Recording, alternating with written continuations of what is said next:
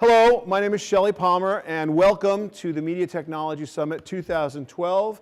The first thing I need to do is give a giant thank you to a gentleman who is so humble and lovable that he wouldn't stand up here himself right now and take any credit. Zeev Klein, where are you?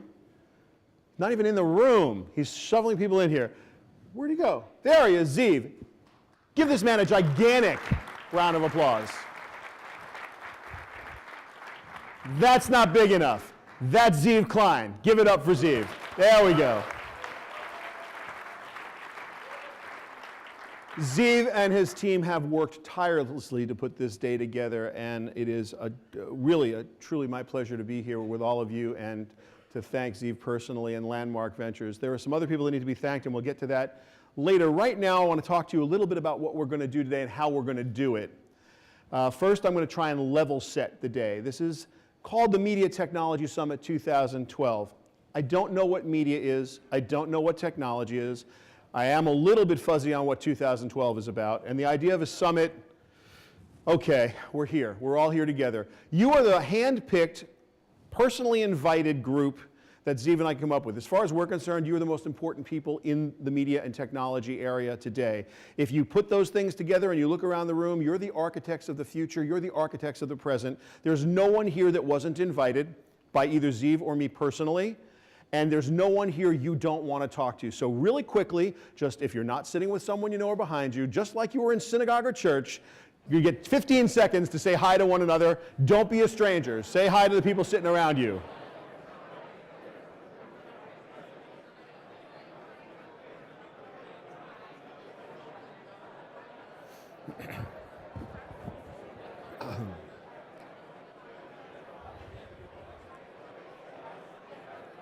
Okay, enough of that. There'll be plenty of time for networking. Now, the goal of today is really simplistic. The goal of today is for each of you to actually find someone that you can do business with. And so what we're going to do is we're going to have an unbelievable program. But okay, folks, hi, I'm back over here. I know you love each other. I'm back on the stage. The goal of today is for all of you to find someone to do business with, because there's a lot of business to be done. There are more networking breaks than there are program, because that is what makes a fantastic day. And so you'll have more than enough time to get together and talk to one another, and it is our great hope that you find someone here you can teach something to, learn something from, and hopefully, and most importantly, find a lasting business or personal relationship that will help us all architect the future. Now, let's talk about the future for a few minutes, and I'm going to talk about it in the context of what's happening right now. According to the nice people at Intel, whose stats I like the best because they use it to forecast their chip sales, at the end of 2012, we're going to have something like 2.2 billion people connected to the internet worldwide. And by 15, they're predicting 3 billion people will be connected. And by 20, they're predicting 4 billion with a B people on planet Earth out of approximately then 7.5 to 8 billion people. Roughly half the population of the planet will be connected to the internet. Now, Cisco's got another stat, and that stat's actually pretty fascinating too. They say that by 2015, there will be 15 billion with a B connected devices. Now, as it turns out, there are only two kinds of people in the world and two kinds of devices, connected and not connected. And so we're now living in a world that is flat out smack in the middle of the transition from the industrial age to the information age. And a lot of the things we're feeling, a lot of the pain we're feeling, is that people are just not qualified for the jobs that are available. They don't understand the world in which we are in. We've got people looking at 20th century problems and they have new 21st century solutions for them, but they don't realize that what we really have today, what you know and I know, is that we have 21st century problems and we actually have 21st century solutions for them. There are a couple things we're going to try and do today that I'm really excited about. One, this shouldn't be like any conference we've ever held or been to before, because we're not going to be towing the party line with respect to, oh, social media is great. Yes, it's great. Oh, I want to be more engaged. I actually want to ban some words, but I won't do it because I'll embarrass people, like engagement. It has to be banned. The cloud should be banned. I mean, there's a million words like advertising, marketing, media jargon that we just shouldn't use, because they're stupid. They're lazy people's catch-alls. And then you find yourself in the presence of digital posers, right? People start talking about, well, what app do you have on your smartphone? And then it's like, yeah, well, just open a browser. Oh yeah, how do you do that? You want to kill yourself.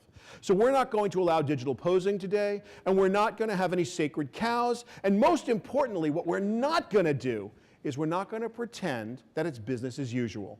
It's not business as usual. The reason I brought the statistics up a moment ago is that there are two things that I truly believe. One is Ray Kurzweil's singularity is near thesis, which is called the law of accelerating returns. How many people in this room have read Ray Kurzweil's book, Singularity is Near? Raise your hands. How many people have heard of Ray Kurzweil? Oh, that's better. He's very famous. Actually, he's super famous, just apparently not in this room. But this guy is hugely famous. Very smart inventor, awesome guy. The law of accelerating returns says that the rate of change of technology is exponential and that the exponent is changing exponentially. So that there's this incredibly fast curve that's happening now. And human beings are bad at exponential change. We just don't experience it.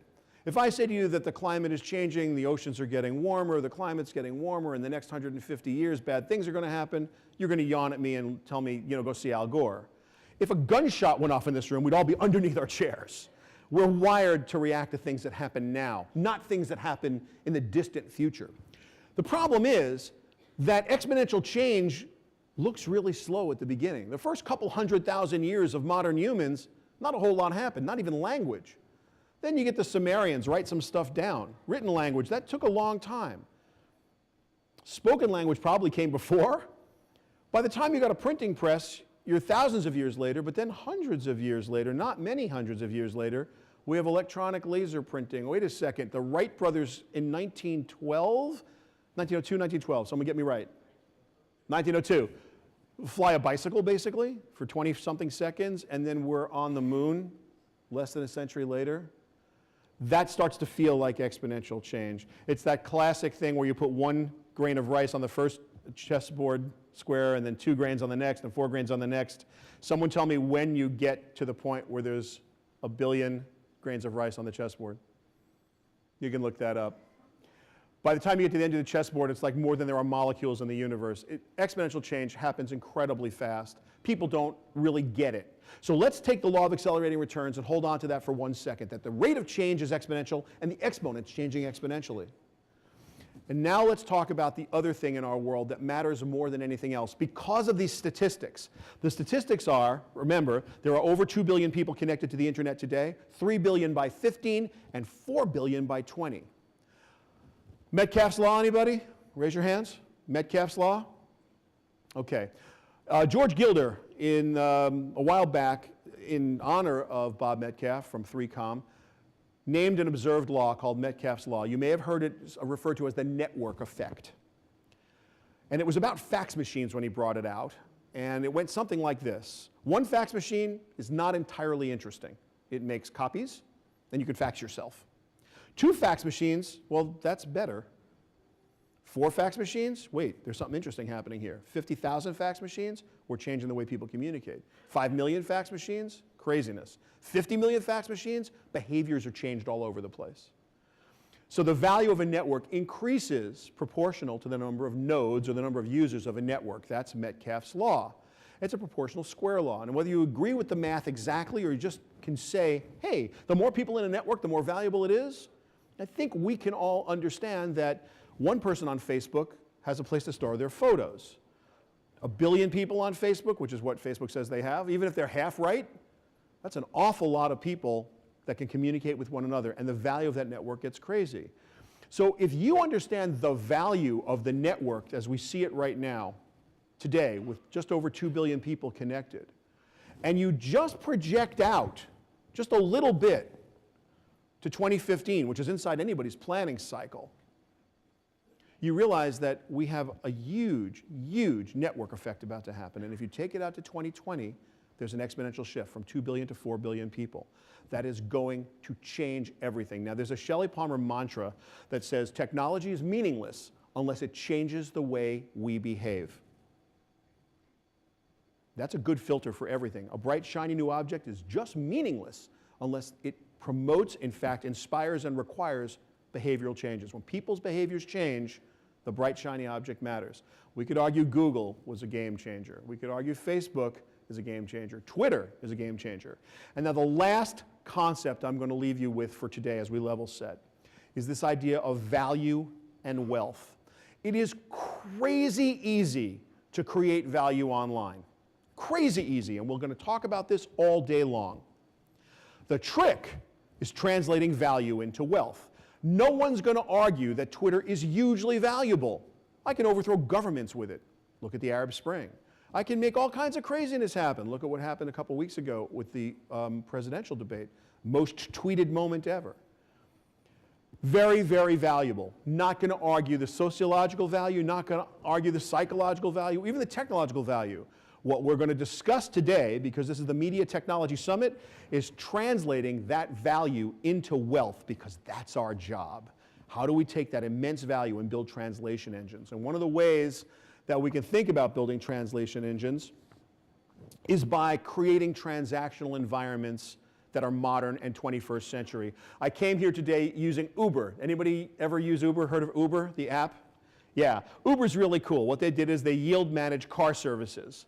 And so you go, when you sign up for Uber, and I think you should all do it, not that I work for them or have anything to do with that, you will find a transactional experience that feels exactly the way an app transactional experience should feel. They just know how to do it. It's just brilliantly done.